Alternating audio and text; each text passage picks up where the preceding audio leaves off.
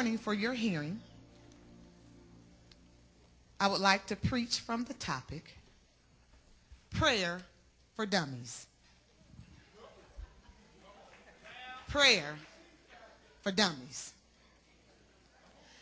Now let me start out and say that I am not trying to be mean or offensive to anyone.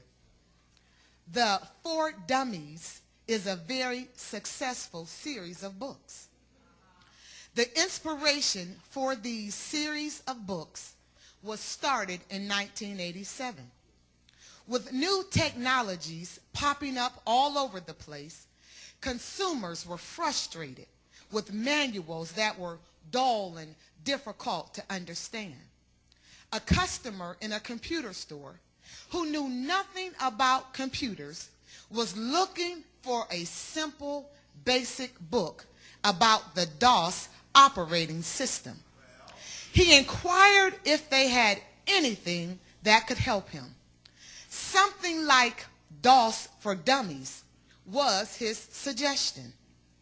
Hearing that, a quest to do something was embarked upon, and the For Dummies phenomenon began.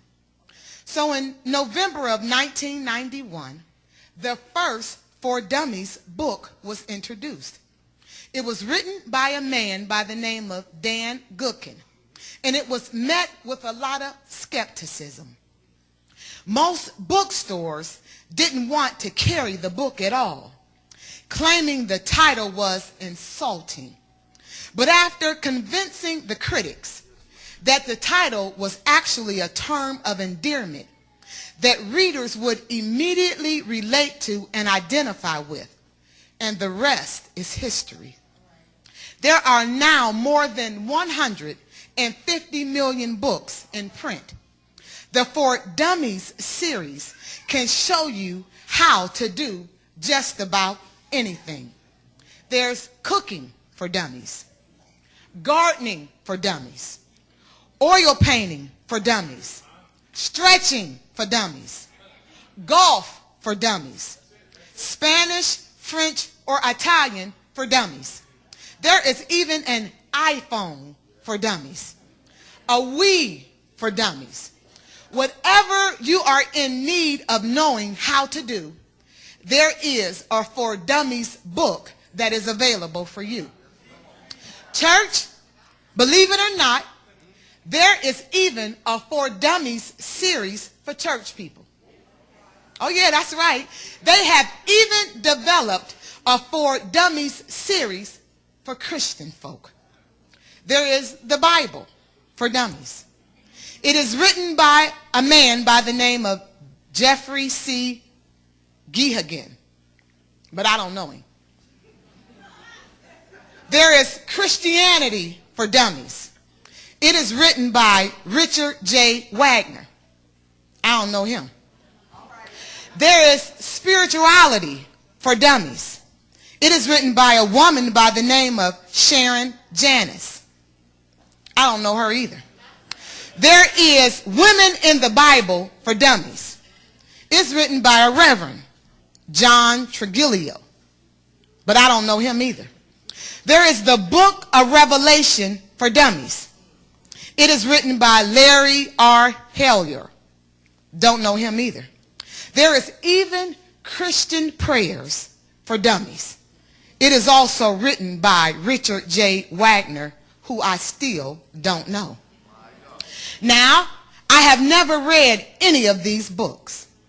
I did, however, read some of the excerpts online, but it was not enough to make a sound decision about how good or how not so good these books are.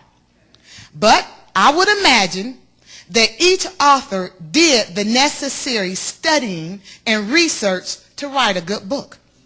I would imagine that they would want their book to be very beneficial to the reader. I would imagine that they were inspired by somebody, and that's why they wrote the book. But it's still their interpretation, their understanding. And I just have to be honest with you all this afternoon and tell you that I don't want to take the risk and depend on the For Dummies series when it comes to my spirituality. No, I don't want to depend on the For Dummies series when it comes to Christianity. And I sure enough don't want to depend on the For Dummies series when it comes to praying. However, I am happy to report to you all on this afternoon that there is a book. Oh yeah, there is a book.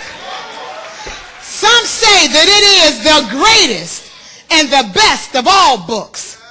Some give it credit as being the oldest book in the world. It was written by some 40 different men. It took about 1,600 years to compose it all. It was finished in the year of 90 AD. It gets its name from a Greek word which means little books. It has two parts, the Old Testament and the New Testament. The Old Testament has 39 books in it. It contains God's account of the creation of the world, a history of the Jewish people, and it also foretells what will happen in the New Testament. The New Testament has 27 books in it. It tells of the birth of Christ, his ministry, and the beginning of the church. Now this is a book that I can believe in. This is a book that I can depend on.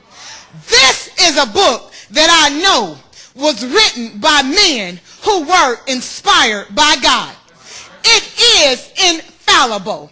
It is absolutely true in every respect. This is a book that needs nothing added to it, and nothing can be taken away from it. This book comes in a lot of different versions, but it is a guidebook for all. So on this afternoon, I want to tell you, if you're lonely, this book has got something for you. Oh, if you're sad on this afternoon, this book has got something for you. If you are scared this afternoon, this book has got something for you. Oh, if you're lost and you can't find your way, oh, let me tell you that this book has got something for you. Whatever you are in need of, this book has got something for you. The book that I am referring to is the Bible, the Holy Bible. It's the Word. It's your sword, and it's your shield. It is in this book where we find two accounts of a prayer for dummies. St. Mark wrote one in his book, and St. Luke wrote one in his. But for our focus of study on this afternoon, we're going to use the account that was written by St. Luke. At the time of our text, we find Jesus just finishing up his devotion time with prayer, and he is confronted by one of his disciples, and the disciple asks the question, teach us how to pray.